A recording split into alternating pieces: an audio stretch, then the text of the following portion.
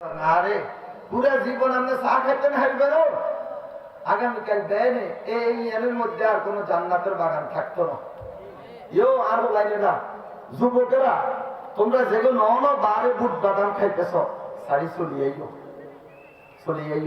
একটু কোরআনের কথা হলো। আমরা এদিকে কি মুরগি হালেনি 15 গা বা 20 গা যখন ডিম দেয় এই মুরগিরে আপনি ধরে ধরতে লাগতেন না। ডিম হারা যখন শেষ তখন এটা ঠান্ডা মাটির বইটা গুলি খা যদি আপনি সিবা দিই সিবা খুলছি পাই মাসে সিবা দিয়ে গুতা মারেন এটা হট টর দেখুন খুলেই দিত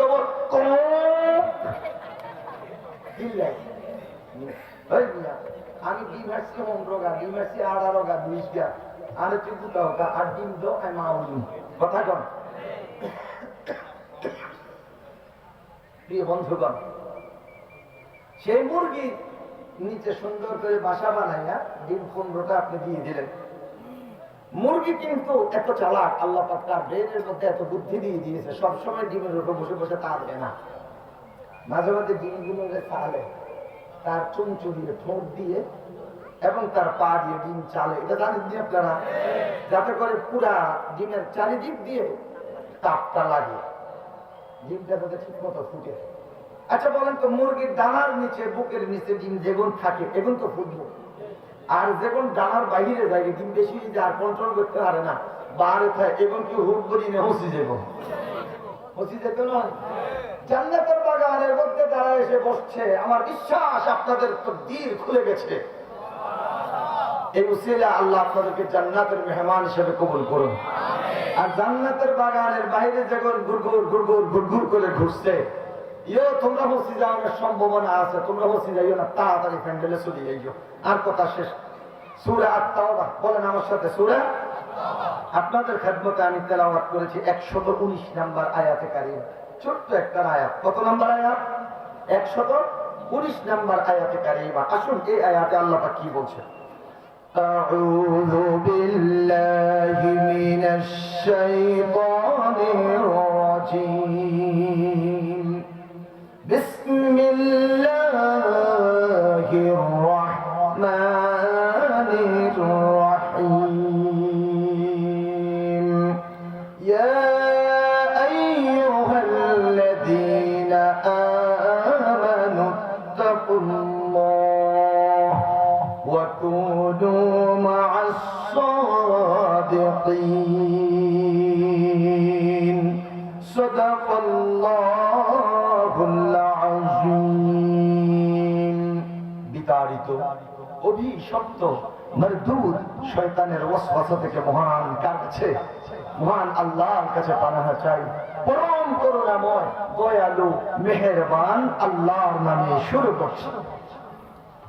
আল্লাহ পাক রব্বুল আলামিন ঈমানদার ব্যক্তিদেরকে আহ্বান করেছেন, হে ঈমানদারেরা ইত্তাকুল্লাহ, তোমরা আল্লাহকে ভয় করো, ওয়া কুনু মা'আস সাদিকিন, আর তোমরা সত্যবাদীদের সঙ্গী হও, তোমরা সত্যবাদীদের সাথে থাকো। একবার অল্প কথা, ইয়া আইয়ুহাল্লাযীনা আমানু, এক নাম্বার হে ঈমানদাররা। এখন ঈমানদার কারা? যারা পড়েছে লা ইলাহা ইল্লাল্লাহ মুহাম্মাদুর রাসূলুল্লাহ সাল্লাল্লাহু। এখন কথা তো একটা মনে পড়ে গেছে, একটা হাদিস বলবো। লা ইলাহা ইল্লাল্লাহ, কেউ যদি দিল থেকে প্রাণ দিয়ে ভালোবাসা দিয়ে একবার পড়ে লা ইলাহা ইল্লাল্লাহ, সাথে সাথে আল্লাহ পাক রব্বুল আলামিন তার পুরো জিন্দেগীর গুনাহগুলোকে মাফ করে দেবেন। যখন দ্বিতীয়বার পড়বে লা ইলাহা ইল্লাল্লাহ, আল্লাহ পাক রব্বুল আলামিন তার জন্য জাহান্নামের দরজা লক করে দেবেন, তালা মেরে দেবেন। তৃতীয়বার যখন পড়বে লা ইলাহা ইল্লাল্লাহ, আল্লাহ পাক রব্বুল আলামিন তার জন্য জান্নাতের দরজাগুলো খুলে দেবেন।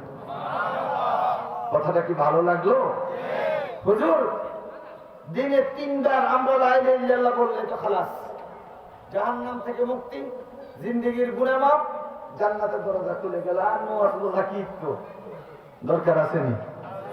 উমা নবীজি কয় একবার কইলে গুনাহ মাফ, দ্বিতীয়বার কইলে জাহান্নামের দরজা তালা মারে দিব, তৃতীয়বার কইলে জান্নাতের দরজা খুলে দিব।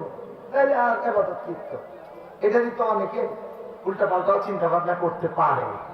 এটার জবাবটা হলো, আপনাদের এইদিকে যখন বিয়ে শাদী হয় তখন দুইজন সাক্ষী নিয়ে পাত্রীর কাছে একজন যায় ইজাব আনার জন্য।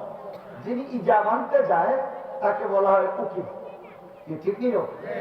তো উকিল গিয়ে বলে, অমুক গ্রাম নিবাসী অমুকের পুত্র 5 লক্ষ টাকা দেন মহরম আছে, তুমি তাকে স্বামী স্বীকার করে আমাকে উকিল পাঠাও কিনা। তো মেয়ে কতক্ষণ গালুলে বইথায়, আসলে মনে মনে তো কয় পাঠাবো, কিন্তু ফট করে কইয়া লায় না, কইয়ালে স্মরণ করুন নাই। দুপুর বেলা ব্যাগের হেডের বুকে কষ্ট হইতেছে, কইয়া মা আরে কত কষ্ট হইতেছে, ব্যাগ করে কাঁদি পাঠাই। উকিল সাহেব হ্যাঁ হ্যাঁ শুনছি, সাক্ষীর আমি যখন চিনি শুনছি। এই বিসমিল্লাহ, এবার মজলিসে যাই, কয় আমি আমার কাছে এদিন দিছে সকিনা বেগমে, তারপরে এই দুইজন সাক্ষী শুনছে। তো ইমাম সাহেব খুতবা দেন, খুতবা দিছে। এরপর কয় কি উকিলে, অমুকের মেয়ে অমুক তোমাকে স্বামী স্বীকার করে, কত 5 লক্ষ টাকা দেন মহারাজ, তোমাকে স্বামী স্বীকার করে আমাকে উকিল পাঠাইছে, আমি তাকে তোমার কাছে নিকা দিলাম, এই প্রস্তাবে তুমি যদি রাজি থাকো তাহলে বলো কবুল। বলা চিন্তা করলো, মাগো মা এত কিছু লইয়া আসি, স্বর্ণ অলঙ্কার কাপড় সবর দেরি করলে আবার কি হবো, কবুল নাকি দমনি, তাড়াতাড়ি ওলা কইয়া কবুল বা কাবিল। এই দেখেন চেষ্টা লাগছে কোনখান দিয়ে, আমরা পড়ছি লা ইলাহা ইল্লাল্লাহ, ইয়ানকে হলাই যে কি কইছে কাবিলতু, আমি কবুল করলাম, একবারে ছোট্ট শব্দ কাবিলতু, আমি কবুল করলাম। তো মিষ্টি মুষ্টি খাওয়াই দিল ঘরের মধ্যে। এরপর আল্লাহ নামলে বরের লগে পনেরে উড়াই দিয়ে দিল রাজ্যছিল। এরপরে নিয়ে আনা যায় কি এলো, বাসর রাত হইল। সকালবেলা ফজরের পর নাস্তা পানি খাইলো। এখন বলতেছে আমি তো একটু লক্ষ্মীপুর টাউনে যাব, দিদি গো আমার তোমার কিছু লাগবে, মাত্র একদিন হইলো আসলাম, এখন আইতে না আইতে আমার কাছে কেন্দ্র করে আমি তোমাকে অভয় দিলাম, বলো। বললো আপনারা যে আমাকে মেকআপ বক্স দিয়েছেন, এই মেকআপ বক্সের মেকআপটা আমার গালের মধ্যে শুট করে না, অতএব ল্যাকমি কোম্পানির 5 তলা একটা মেকআপ বক্স আমার জন্য যদি নিয়ে আসেন আমি খুশি হব। এখন দুলামিয়া কি করছে, 1 নাম্বার মেকআপ বক্স 5 তলা ল্যাকমি কোম্পানি।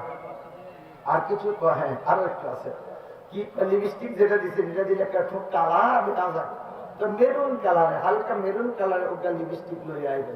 তো 2 নাম্বার লিপস্টিক। 3 আর কিছু লাগবে না।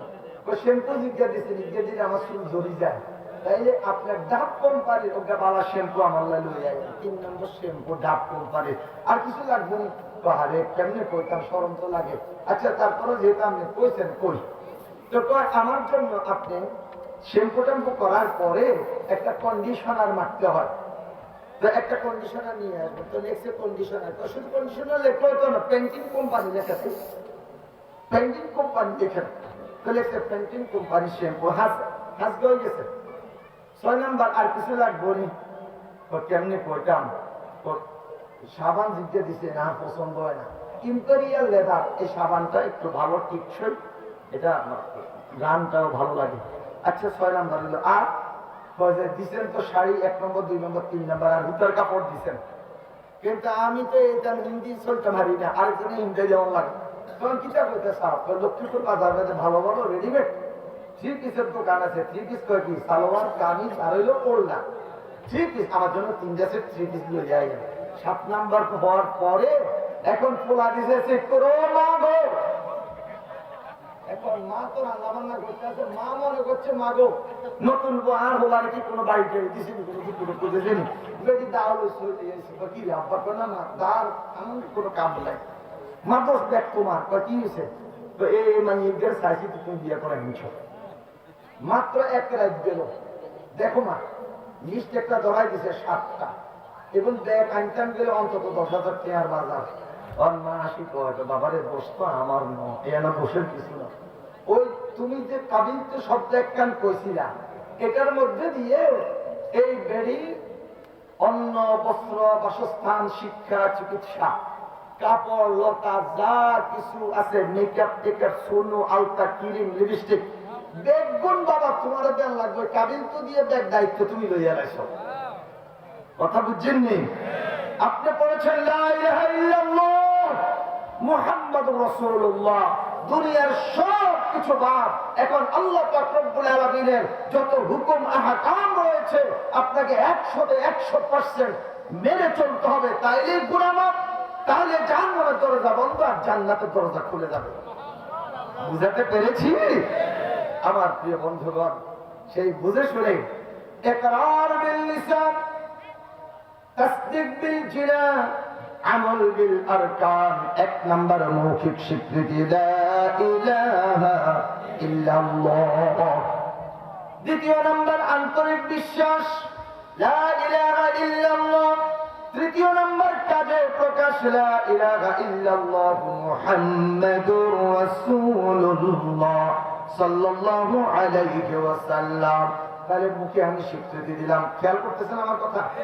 মুখে আমি স্বীকৃতি দিলাম, অন্তর দিয়ে বিশ্বাস করলাম, কাজে আমি প্রকাশ করব। এখন কাজে আমি প্রকাশ করব কোন ওয়েতে? আমার পদ্ধতি কি, ওয়ে কি? সেটা লা ইলাহা ইল্লাল্লাহর সাথে মুহাম্মাদুর রাসূলুল্লাহ আছে না নাই? মুহাম্মদ সাল্লাল্লাহু আলাইহি ওয়াসাল্লাম